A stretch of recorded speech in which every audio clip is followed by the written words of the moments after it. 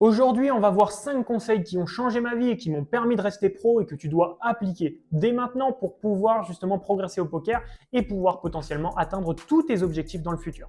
On est parti pour le premier conseil, c'est de travailler et de ne pas se prendre la tête. Ça, c'est vraiment un truc que j'ai trop mal fait à l'époque. C'est vraiment, je me prenais la tête pour tout et rien. Je te montre un exemple précis. Bouton open, 25 blindes deep, la SB fold, toi tu es en big blind, que tu défendes ou pas, 7 et 5 suités, ça changera absolument rien à ta vie. Ça, c'est sûr et certain. Alors évidemment, il vaut mieux défendre, mais si tu fais l'erreur, honnêtement, c'est pas grave du tout.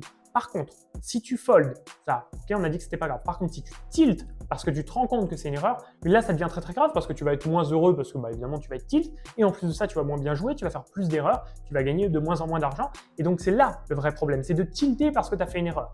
Encore une fois, faire une erreur et pas call cette main-là, c'est pas grave. Évidemment, si tu foldes les as, bon là c'est une grave erreur, évidemment tu t'en doutes.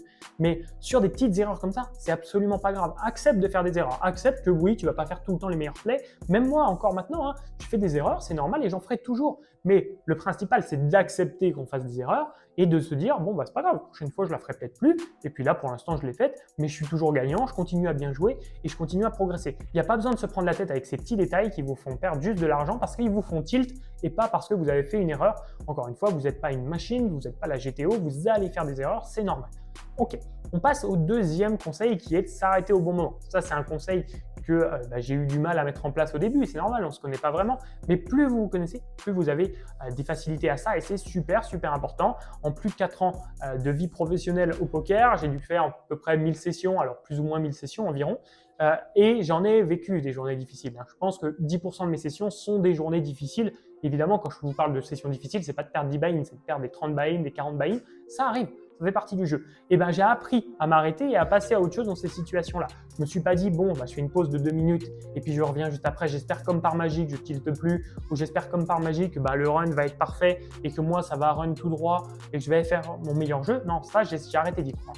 Ça, tout simplement, si je vois que ça va pas dans la session, mais que je suis toujours focus, je vais continuer. Évidemment, je vais pas m'arrêter constamment. Si par exemple, je vois que je continue à jouer, mais que mon jeu se dégrade avec le temps, là, je vais faire une pause, voire complètement arrêter ma journée. C'est pas grave, je vais en profiter pour soit travailler mon jeu dans ces jours-là, ou soit juste aller kiffer un petit peu aussi parce que j'ai la liberté justement d'arrêter de travailler quand je veux et de reprendre quand je veux. Donc juste, s'il faut que je break pour toute la journée, il n'y a aucun souci. L'important, ça va être de reprendre le lendemain avec la bonne mentalité. L'important, c'est vraiment de jouer avec la bonne mentalité. C'est pas de jouer le plus possible avec la mauvaise mentalité, ce qui est vraiment une catastrophe. Et comme tu le vois, ça, c'est vraiment un conseil. C'est même pas un conseil, c'est quelque chose que tu dois mettre en place à tout prix. C'est plus qu'un conseil.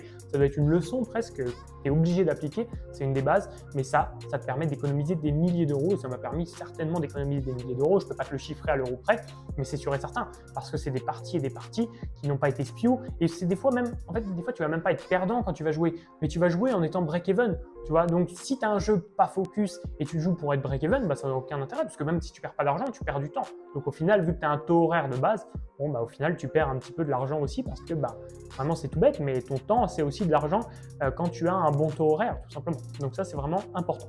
Ensuite, le troisième conseil que tu dois vraiment appliquer et que j'applique, et quand je l'ai compris, évidemment, ça a tout changé, mais ça, je l'ai compris bien avant d'être pro, c'est que le c-bet, ça pouvait être très, très rentable. Celui qui comprend que le c-bet, c'est vraiment la base en spin pour réussir, il a déjà quasiment tout compris. Alors, j'abuse, mais il a vraiment compris une des bases les plus essentielles. Donc, quand tu as relancé pré-flop, tu dois quasiment toujours c-bet. Alors, évidemment, il y a des cas où tu dois pas le faire, mais dans la globalité, on va dire, 50 à 80% du temps, tu dois le faire quand même. Il faut se rendre compte que c'est autant que ça. Ça va dépendre des spots. C'est pour ça que je ne peux pas te dire un chiffre précis. Mais par exemple, bouton contre la big blind, là, on va être aux alentours de 80%, 83%, je crois, un truc comme ça, sur tous les spots en général. Donc, c'est vrai que c'est assez régulier. En plus de ça, en exploit, tu peux même le faire peut-être 90% du temps. Donc, c'est vraiment important de se rendre compte que tu vas le faire très souvent. Donc, je t'ai mis un exemple tout bête. Tu open au bouton, 7 et 6 suité, la big blind call. Ok, spot où tu vas pouvoir c-bet. Le flop vient As 9-2. Le flop est en plus parfait pour c-bet parce que souvent tu as des as dans ta range, ton adversaire en a très peu. Donc là, tu dois miser 25% du pot, c'est super important de le comprendre et c'est quelque chose qui va te faire imprimer de l'argent et vraiment il faut s'en rendre compte, ton niveau va exploser si vraiment tu mets ça en place sérieusement parce que c'est vraiment une des bases les plus essentielles pour réussir en spin. Ensuite, on va avoir un conseil qui est plus hors table parce que 80% du travail est à faire hors table, vraiment, mais surtout au début. Alors, plus vous avancez, plus ça se réduit, voire ça va se stabiliser aux alentours de 25%, je vais dire. Mais au début, tu n'as aucun intérêt à grind quand tu gagnes 50 centimes par heure ou que tu perds de l'argent, c'est aucun intérêt à grind. Il y a beaucoup de personnes qui ont rejoint Spin Pro justement, qui ont tendance à presque trop grind, alors qu'ils ont les ressources pour le faire, pour pouvoir travailler leur jeu. C'est pas comme si encore tu n'avais pas de ressources, bon bah dans ce cas-là, tu pars grind parce que tu sais pas trop quoi faire. Mais quand tu as les ressources, beaucoup de personnes continuent en fait à essayer de grind. Et ça, c'est une vraie erreur. Tu dois passer 95% du temps à essayer justement d'apprendre des nouvelles stratégies. Et c'est les joueurs qui font ça, qui bossent leur jeu, qui ont les meilleurs résultats. Par exemple, j'ai l'exemple tout bête d'un joueur qui justement avait beaucoup de résultats très rapidement avec Spin Pro. En 2 semaines, il a eu des résultats exceptionnels, puis il a arrêté de bosser son jeu. Et bien son niveau a régressé progressivement jusqu'à temps qu'on détecte qu'en fait l'erreur c'était que depuis il bossait plus son jeu, il a rebossé son jeu et les résultats sont revenus instantanément. Mais c'est vraiment important de comprendre qu'il faut constamment bosser son jeu et en plus de ça au début il faut que bosser son jeu. C'est comme ça que j'ai réussi. Si en 1 mois, voire 1 mois et demi, j'ai réussi à gagner plus de 1000 € par mois, c'est parce que j'ai quasiment pas grind. J'ai fait entre 100 et 500 games, je me rappelle plus honnêtement sur le premier mois, mais j'ai quasiment pas grind parce que juste je grindais pour appliquer les stratégies, pour voir si j'arrivais à appliquer les stratégies que j'avais apprises. Mais c'est vraiment ça qu'il faut comprendre, c'est qu'on n'est pas là pour grind. Grind, ça ne vous fait pas progresser. Grind, ça vous fait gagner de l'argent. Mais si vous gagnez 1 € de l'heure ou 50 centimes de l'heure, grind vous fait perdre juste du temps. Ça, c'est vraiment très important. Et comme je te l'ai écrit, uniquement les joueurs gagnants l'ont compris. Les joueurs récréatifs font l'inverse, passent leur temps à jouer. Ils veulent pas trop travailler leur jeu, ils pensent que ça va être magique. Ça marche pas comme ça. Donc, essaye de pas avoir trop d'ego et de te dire, bon, bah ok, là où ça sert à rien que je grind, je gagne pas grand chose, j'ai pas le niveau encore, c'est pas grave, écoute, en vrai, il n'y a pas besoin de se prendre la tête pour ça, hein. C'est juste pas grave, c'est normal aussi, ça fait partie du process. Et donc, sois toujours prêt à bosser. Et donc, ceux qui veulent bosser, je peux vous donner un petit conseil et des ressources avec spinpro.fr/formation. Il y a une formation d'1h15 où vraiment tu auras tous les conseils pour pouvoir avancer et progresser en spin. Et regarde la description, tu as des coachings offerts avec moi de 30 minutes. Donc, vraiment, c'est idéal pour pouvoir commencer à progresser et avoir un plan d'action pour aller plus loin. Donc, n'hésite pas à checker la description, évidemment. Tu as des outils offerts aussi pour pouvoir t'aider. Ensuite, mon 5e conseil, ça serait de toujours fast play.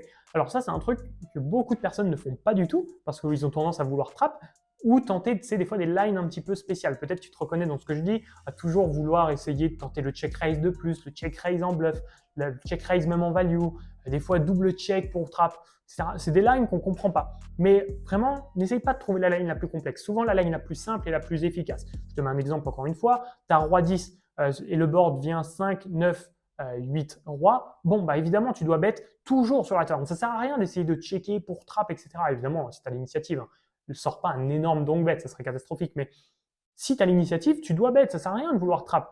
Faut pas que tu essayes de te lancer dans un move que tu vas pas maîtriser. Donc joue simple, dans ce spot-là, tu mises à la turn, c'est super important. Et donc on essaye de fast play, de mettre le plus de jetons au milieu pour prendre un max de value quand c'est possible. Après, une fois que tu as checké, river, il n'y a plus grand chose à prendre, hein. C'est un peu trop tard. Quand ton adversaire aussi a double check, il a certainement rien.